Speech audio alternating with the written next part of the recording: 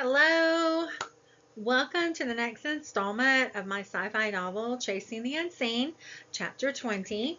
All the readings that are on this playlist for the novel on my YouTube channel, keep in mind that they are from the zero draft.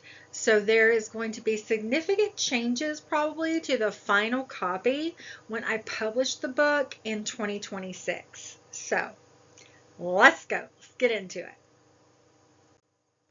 Chapter 20, Just a Coffee.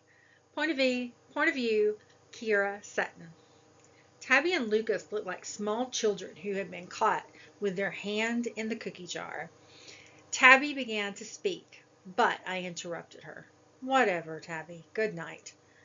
The good night was said in that snarky preteen voice that I can still pull off if I need to sound catty. I closed and locked the door when I reached my bedroom sanctuary. I felt emotionally hurt, confused, and exhausted, which is never a good combination for me. I tend to make poor choices when I'm emotionally tired, so I decided to go to bed and leave this messed up day behind me. But then I found I couldn't sleep. I kept going over in my head what Tabitha had said to Lucas. You have to step up your game. We have to put a wedge between her and Victor. Maybe it was just a mom thing. Tabby didn't want me around Victor, so she really didn't want me to choose him for Royal Concert. Maybe that was it. But why hadn't she just come to me and acted like she had since I was a little kid, pull the mom card, forbid me to see him? Maybe because I was 19, so perhaps she thought she could influence my dating life anymore, maybe. And then there's Lucas. He told me he cared for me and wanted to be with me. He said that no matter what I decided, he would protect me and keep me safe. Was he just after me for my power, like they said Victor was? Around 2 a.m., I finally felt drowsy and drifted off to sleep, dreaming of big cats and swords made of light and Lucas's crystal blue eyes. The next day I felt sore all over, but I had crossed a raging river, sprinting over a mile at top speed, and, fought a cougar, so I decided I would treat myself to a cinnamon roll for breakfast. The house was quiet, so I assumed Tabby was at the hospital with Dad. After my indulgent breakfast, I got dressed and drove to the hospital to see Dad. I didn't want to run into Tabby, so I carefully navigated around each corner in hopes of avoiding her. My phone buzzed in my pocket. I have 4 texts from Lucas and 2 missed calls. I wasn't ready to talk to him yet either. Sure, he wasn't the one talking about me last night, but he nodded at every word Tabby had said, and that just didn't make me happy at all. When I arrived at Dad's room, he was sitting in a chair. He looked good, and he was playing a game on his phone. Hey, Dad, playing some Mahjong? Dad loved those tile games, and we had a complete set at the home in the game room. Yeah, hey there, there's my girl. How are you doing? His smile was genuine and not forced, like the one he had been using for the past 2 weeks. I'm doing good. It's great to see you smiling. Well, baby girl, life goes on. The smile remained, but a somewhat bittersweet look crossed Dad's face. The door opened, and I hoped it wasn't Tabby. Much to my surprise, it wasn't. Hi, I'm Amber, your nurse today. I need to take you down for some scans, and the doctor wanted me to get your vitals before he releases you back into the wild this week. She laughed, and it made Dad laugh too. It's fine. I'll go get some coffee and meet you back here later. It'll take some time, Amber said. I think I'll have him back up here around 1. I nodded and kissed Daddy on the cheek and went to the cafeteria. When I stepped off the elevator to head to the cafe, I landed directly in Victor Blackwood's arms. I'm sorry. It's my fault, Kiera. I shouldn't stood so close to the doors. I forget how these things work sometimes. He smiled, and it felt like I saw him, the real him, for the first time. His demeanor changed. How's your father? He's doing well. They're running some tests on him. I was just going to grab a coffee at the cafe. Would you like to join me? It's my treat. You did save my life last night. I'd like that. So what brings you to the hospital, I asked. Honestly, I was hoping to run into you. Well, not literally. His laughter washed over me like a cool breeze, making me feel comfortable with him. I wanted to thank you for last night, but you were already gone when I returned downstairs, I said. My cousin and your stepmother weren't the most welcoming hosts. I decided to leave to avoid making things uncomfortable for them, he said as I ordered a coffee and scones. I'm sorry about that. You were my guest, and they shouldn't have done that. Can I ask you a question about your family? Go ahead, he replied, sipping his coffee and looking over the top of the cup at me. What's the deal with the Blackwood family feud you guys have going on? He chuckled before becoming solemn. My mother has a very set way about her. She believes the more power she has, the safer she can keep her family. Or at least, that's how it started. Her sister was killed by a vesp, which kind of set her off on this path that made her hungry for all the power she can get. So, she was close to her sister.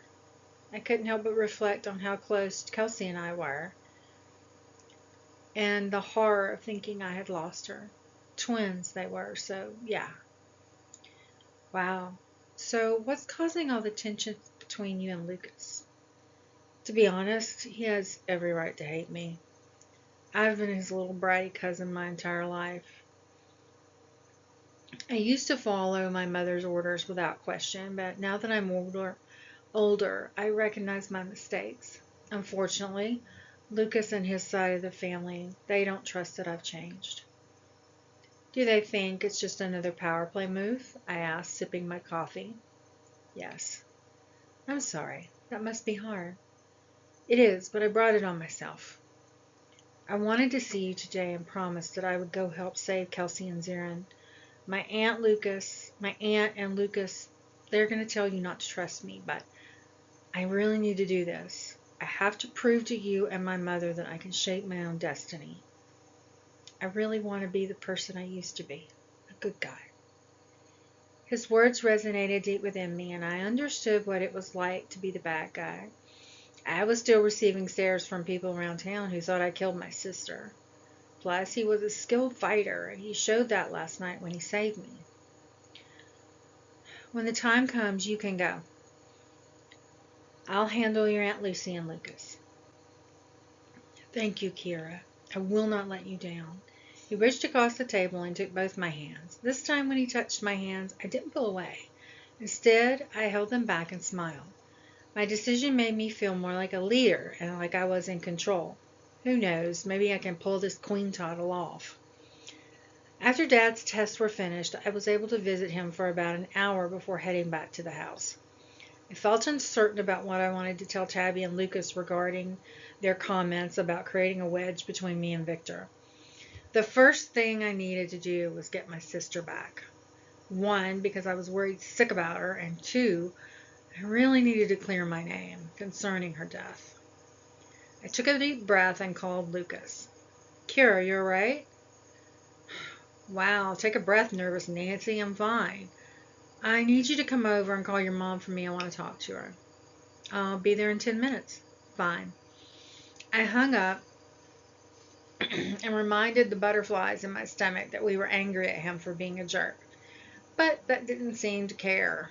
The thought of seeing him, it set the butterflies off fluttering just the same. He knocked on the door within 10 minutes as promised. Hey, listen, about last night, he said awkwardly. It's fine.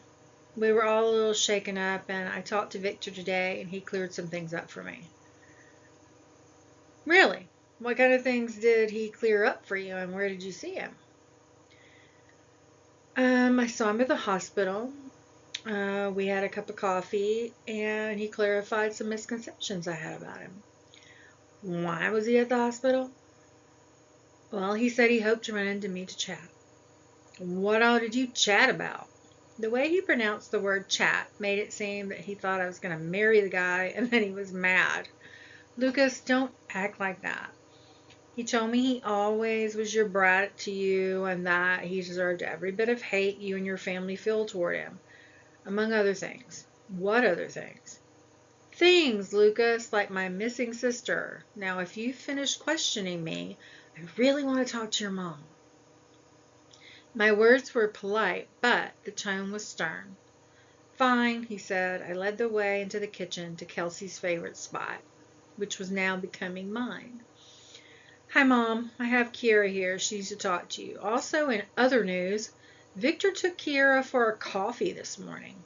He snipped and handed the phone to me. I actually took him for a coffee to thank him for saving my life and to apologize for how my stepmom and friend treated him last night. What happened last night? Lucinda asked. We recounted the story as I glared at Lucas. Why did he have to be so handsome?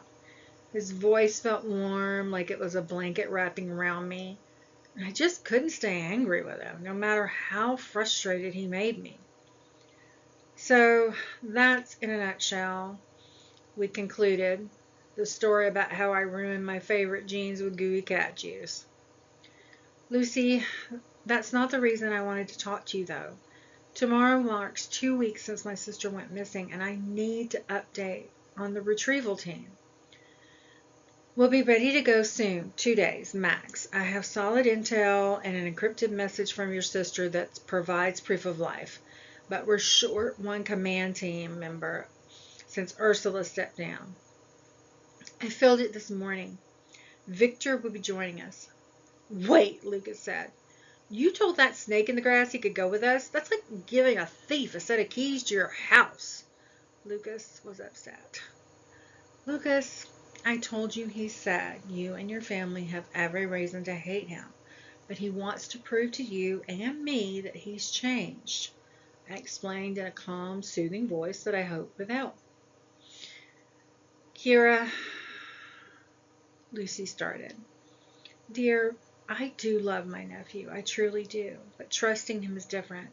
His mother has twisted his mind against all things Veps, and if he targets Zirin, Kelsey will defend him.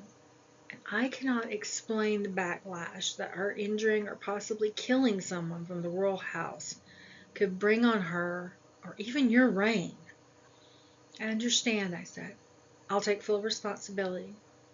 I ended the call with Lucinda as Lucas walked to the bay windows and gazed at the lake. I approached him and placed my hand on his shoulder. We'll stay vigilant.